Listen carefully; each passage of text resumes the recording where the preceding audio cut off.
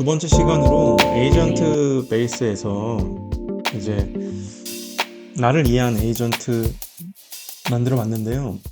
코파일럿 스튜디오의 인터페이스에 대한 부분하고 그 다음에 하네스 엔지니어링에 대한 개념이 무엇인지 설명드리도록 하겠습니다.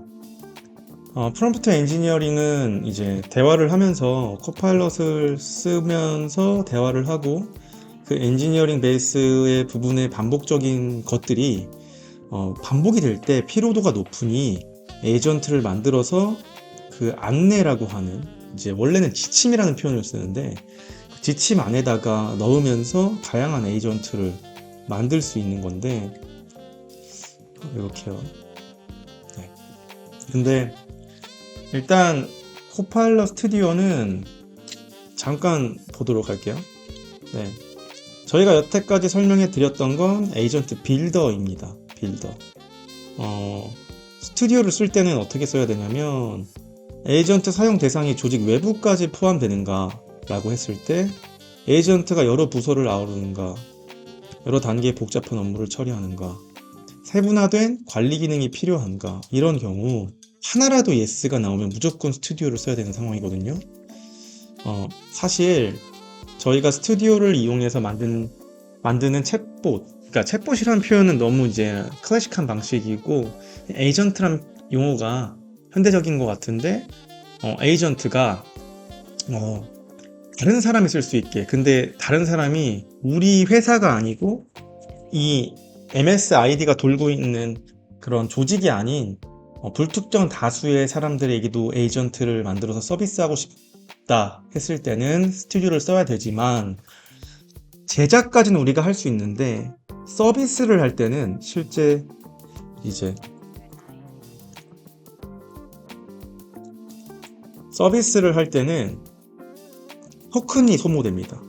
근데 그 토큰은 또 메신저 팩이라고 하는 팩을 구매해야 서비스 비용을 충당할 수 있어요. 단지 그래서 여러분들 해커톤 참여하시거나 에이전트를 혼자 만드실 때는 스튜디오를 이용해서 만드는 방법까지만 이해하시고, 그 스튜디오 내부에서 게시하지 않고 그 다음에 혼자 쓰는 거는 테스팅까지는 누구나 다 할 수 있다. 네, 이렇게 이해하시면 될 것 같고요. MSID에 대한 이해가 있어야 되는데, 요거는 잠깐 MS의 전체 솔루션에 대해서 잠깐 보여드리도록 하겠습니다.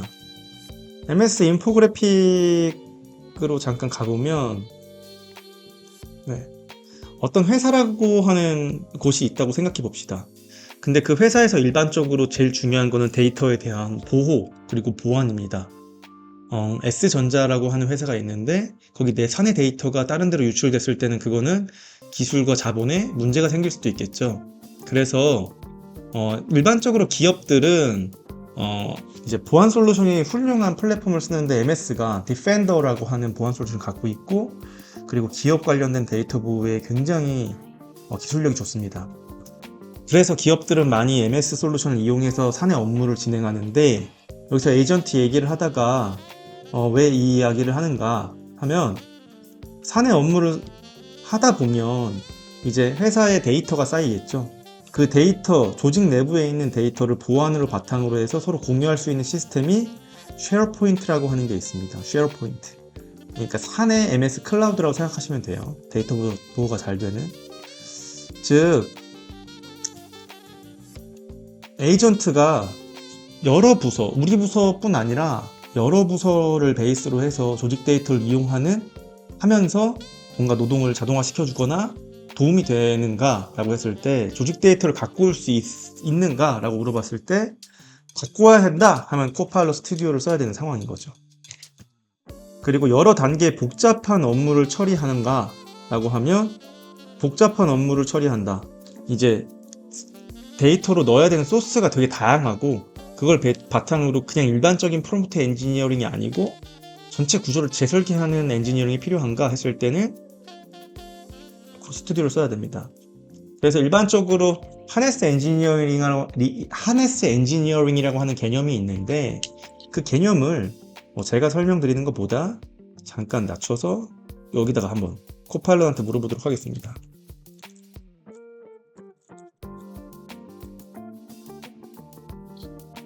라고 해보면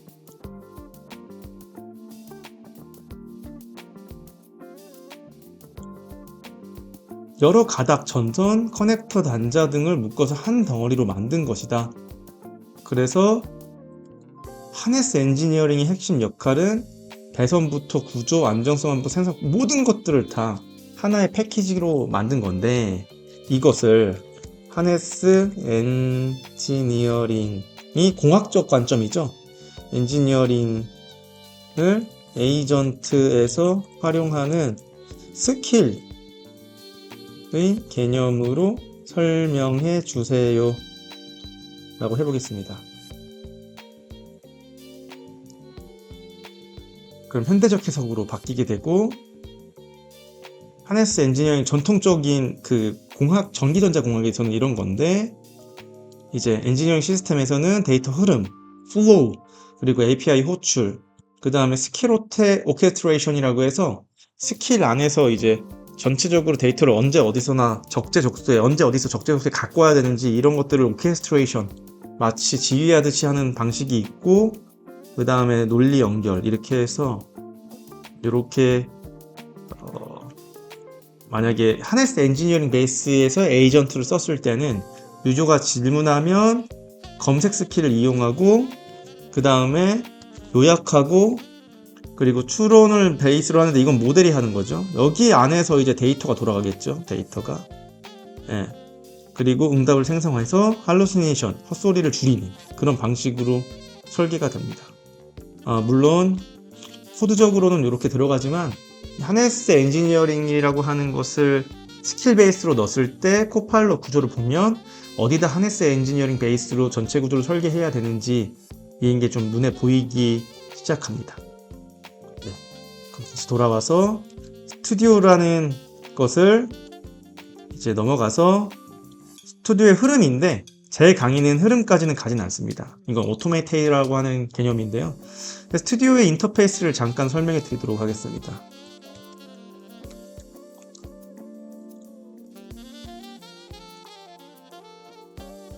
코파일럿 스튜디오로 갑니다. 마이크로소프트 코파일럿 스튜디오 에이전트 만들기를 클릭합니다. 아직 로그인이 되어 있지 않은데 코파일럿 스튜디오에 로그인 하시고 여러분들이 받은 학교에서 발급받은 아이디로 로그인 하셔도 상관없습니다.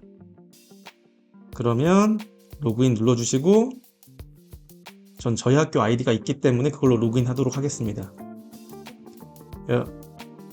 지금 보여지는 모델은 올드한 모델입니다. 9버전의 코파일럿 스튜디오가 있고요. 그 다음에 신 버전의 코파일럿 스튜디오가 있는데, 신 버전이 훨씬 더 심플하기 때문에 저희는 신 버전을 이용하도록 하겠습니다. 지금 사용해보세요를 클릭해주세요. 그러면 이렇게 설정이 되고, 이 구조만 잘 알고 있으면 됩니다. 첫 번째 강의는 하네스 엔지니어링과 그 다음에 코파일럿 스튜디오의 장점, 선택하는 방향성, 그리고 이 코파일럿 스튜디오의 인터페이스에 대한 설명입니다. New Experience를 누르면 이 신 모델로 작업을 할 수 있고, 이 부분을 클릭을 해제하면, 이 부분 클릭을 해제하면 올드한 모델로 바뀌게 됩니다. 처음에 홈이 있고요. 그 다음에 에이전트가 있고 워크플로우가 있는데, 워크플로우는 MS의 전체 솔루션을 다 이해한 상태에서 접근하면서 코파일럿 사이에 끼고 만드는 로직입니다. 예를 들어서 파워포인트, 그러니까 예를 들어서 코파일럿하고 같이 어떤 모델로 대화를 했는데, 그 대화한 결과를 워드로 바꾸고, 워드로 바꾼 것을 PPT로 재생산한 다음에 PPT를 내 팀즈 안에 있는 어떤 채팅방에다가 자동으로 업로드 해주세요. 이런 흐름을 짜는 게 워크플로우이기 때문에 지금은 사실 코파일럿 에이전트와 빌더에 대한 개념도 없고, 그리고 MS365에 대한 전체 이해도 좀 부족한 상태이기 때문에 요거는 이제 전체를 다 공부하신 다음에 접근하시는 게 좋고요. 혹시 뒤에 이제 실습이 나올 수도 있습니다. 네, 나올 수도 있지만 그걸 잘 한번 따라하면서 이해하시면 좋을 것 같습니다. 심플하죠? 에이전트 심플합니다. 이거 딱 클릭하시면 선생님이 여태까지 만들었던 에이전트의 형태가 나오는데, 자, 이거는 구 모델로 만든 겁니다. 요거를 껐을 때 이렇게 만들어지고요. 만약에 이걸 키고 만든 모델은 이렇게 만들어집니다. 네, 이렇게 만들어지는데, 일단 9 모델과 10 모델의 차이점을 보여드리기 위해서 이렇게 짠 거고, 그 다음에 이제 저는 헤더 에이전트로 들어가서 볼 건데, 에이전트 채널은 마이크로소프트 팀즈로 되어 있고, 그 다음에 스테이터스는 퍼블리시는 되어 있습니다. 그러니까 저장과 게시는 되어 있는 상태이고, 만든 사람은 저 이름 되어 있고, 오늘 강의 전에 만들었죠. 에이전트를 새로 만들고 싶으면 뉴 에이전트를 클릭하시면 만들 수 있고요. 뉴 에이전트를 클릭해 보시면 여기에 Untiled Agent라고 해서 이름이 없죠. 여기에 저는 실습을 위해서 그냥 child3라고 하는 에이전트를 만들어 보겠습니다. 구조는 여기에 이름을 쓸 수 있고요. 그 다음 이걸 클릭하면 사진을 넣을 수 있습니다. 원하는 사진을 넣고 에이전트를 조금 더 이렇게 생동감 있게 표현해 줄 수도 있겠죠. 위쪽에 빌드가 있는데 이 빌드라고 하는 곳에서 에이전트를 재설계하는 거고요. 그 다음에 프리뷰는 만들어진 에이전트를 바탕으로, 데이터를 바탕으로 테스팅해보는 창입니다. 그리고 이밸류에이트는 다 만들어졌을 때 실제적으로 에이전트가 이밸류에이트 에이전트라고 하는 것에 들어가서 그 이밸류에이트 에이전트, 평가라고 하는 에이전트가 내가 만든 에이전트를 자기가 막 말을 걸면서 스스로 평가를 해줍니다. 이게 지금 잘 출력이 되는지, 원하는 목적에 맞게끔 로직이 잘 도는지, 이런 것을 에이전트가 에이전트를 평가하는 버튼입니다. 그리고 모니터는 퍼블리시 가능성, 그러니까 퍼블리시가 되어 있는지 한번 보는 거죠. 한번 다 클릭해 볼게요. 저장은 이제 세이브 에스 누르면 에이전트 자체가 저장이 되고, 그 다음에 이건 도움말, 그 피드백이죠. 문제 생겼을 때 MS에 피드백을 보내는 버튼, 그리고 퍼블리시를 눌렀을 때는 퍼블리시가 되는 그런 버튼인데, 웹도 되고 데모 웹사이트도 되는데, 저는 요걸로 팀즈 앤 마이크로소프트 365로 퍼블리싱을 해보도록 하겠습니다. 요 두 부분은 다른 분이 또 하실 거란 생각이 듭니다. 그리고 인스트럭션이라고 하는 부분이 있는데, 이게 코파일럿 빌더에서 보는 안내라고 하는 부분입니다. 코파일럿 빌더를 잠깐 보시면 비교해서 볼게요. 이렇게 이게 빌더고, 이게 M365 챗이죠. 그리고 요게 지금 요게 코파일럿입니다. 요게 코파일럿 스튜디오죠. 요게 M365 챗. 그리고 요거 열었을 때 여기에 가서 요 새 에이전트 누르면 코파일럿 빌더로 들어가는 거죠. 요 차이를 보시면 되고, 빌더에서 우리가 지침을 작성하는 거, 그러니까 에이전트의 메인 구조를 짜는 거 있었죠. 구성으로 가서 메인 구조를 짜는 부분이 있었는데, 이 구조를 짜는 게 여기에 인스트럭션 내용에 들어가고, 이게 다 8000바이트로 설계할 수 있다. 8000바이트로. 그러면 저는 M365에서 어떤 걸 이용했냐면 여기에 프롬프트 코치를 이용했습니다. 프롬프트 코치를 이용해서 여기다가 집어넣어도 상관없죠. 목적만 알면 되는 거죠. 목적만. 그러면은 한번 해볼까요? 일본어를 하는 child3 에이전트를 만들어 보겠습니다. 일본어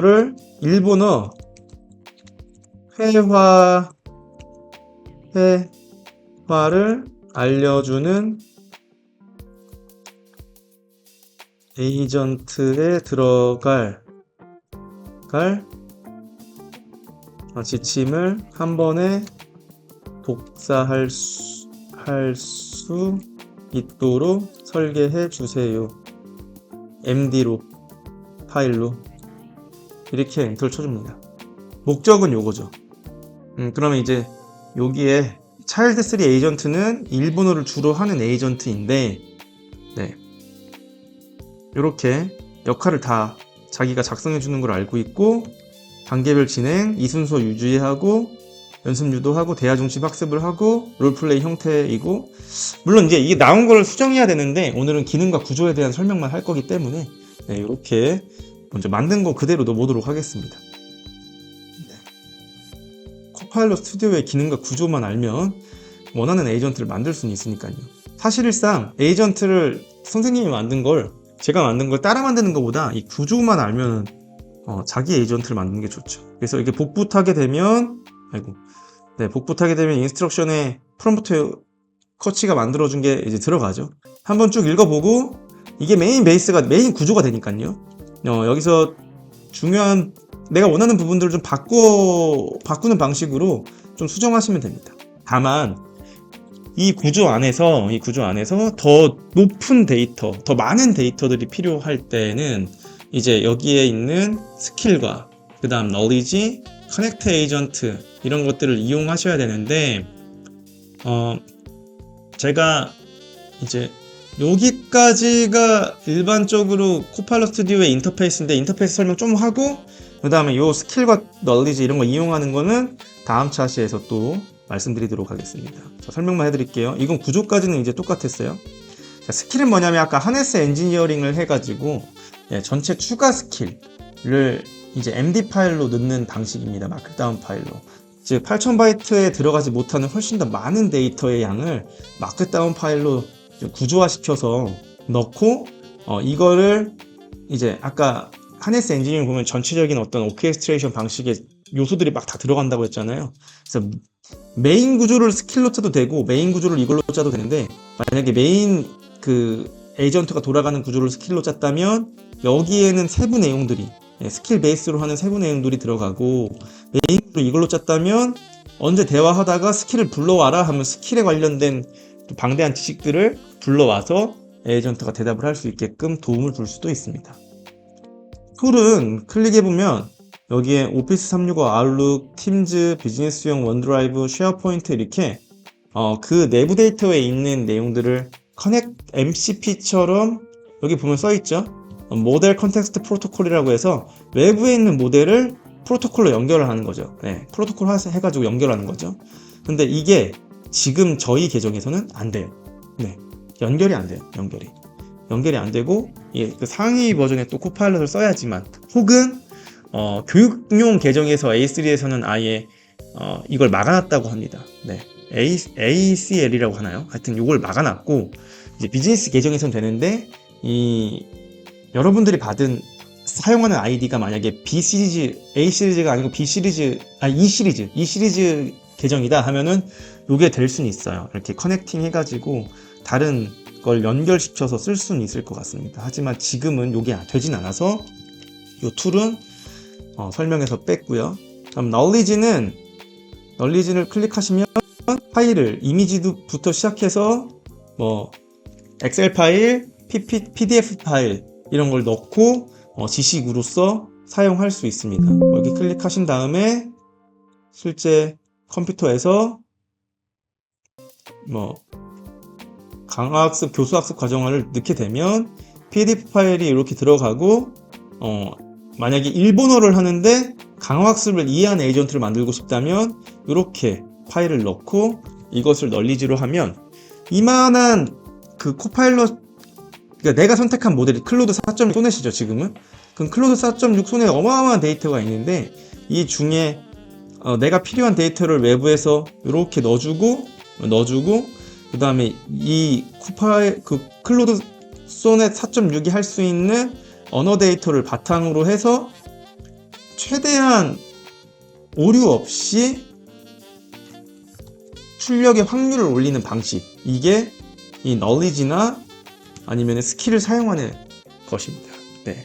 하네스 엔지니어링의 개념과 스킬을 같이 사용하시면 좋고 knowledge는 넣고 싶은 데이터를 넣으면 되는데 아마 데이터의 양에 한계는 있을 거예요. 그리고 커넥티드 에이전트는 잠깐 이제 패런트 차일드라고 해서 에이전트가 혼자 많은 데이터를 갖고 있는 상태에서 일을 하게 되면 그 데이터를 현재로서는 메모리 효율화 부분에서 문제가 생겨서 잘 찾지 못합니다.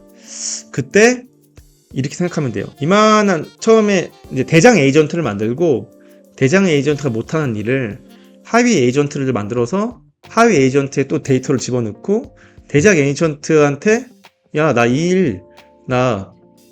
강화학습 관련된 교수학습을 하려고 하는데 대장 에이전트로는 그게 몰라. 난 잘 몰라. 차일드 에이전트를 불러줘 하면은 요 에이전트와 에이전트끼리 연결이 되어 있어서 대장 에이전트가 차일드 에이전트를 불러서 하위 에이전트를 불러서 하위 에이전트는 또 강화학습 교수학습 과정안을 알고 있죠. 그래서 요 데이터를 바탕으로 대장 에이전트랑 대화할 때 얘를 살짝 데리고 와가지고 대화를 하는 기술입니다. 그러니까 데이터를 한 번에 많이 넣는 것을 쪼개서 넣게끔 하면서 LMM 모델의 역할을 구분해 가지고 관리할 수 있는 기술의 형태 중에 하나라고 보시면 되겠습니다. 여기까지가 인터페이스 설명이고, 저장하고 그 다음에 퍼블리시 해보겠습니다. 이렇게 하면 스튜디오의 기본적인 인터페이스와 개념은 좀 설명드릴 수 있는데, 세팅이라고 하는 부분도 있긴 합니다. 세팅이라고 하는 부분이 있겠는데, 여기 점을 눌렀을 때 숏컷도 있고 세팅도 있습니다. 에이전트 다운로드 받을 수도 있는데, 이건 다운로드 된다고 해서 윈도우에서 바로 사용할 수 있는 다운로드는 아닙니다. 네, 그냥 데이터가 다운로드 되는 겁니다. 이렇게 이제 심플하게 좀 업데이트가 됐고, 실제로 이제 이거를 웹으로 퍼블리싱해서 다른 사람 쓰게끔 하려면 아까 말씀드린 것처럼 토큰 소모가 되기 때문에, 네, 그거는 좀 어려운 일이고, 현재로서는 그냥 만들어 보는 것까지만 이렇게 해볼 수 있다.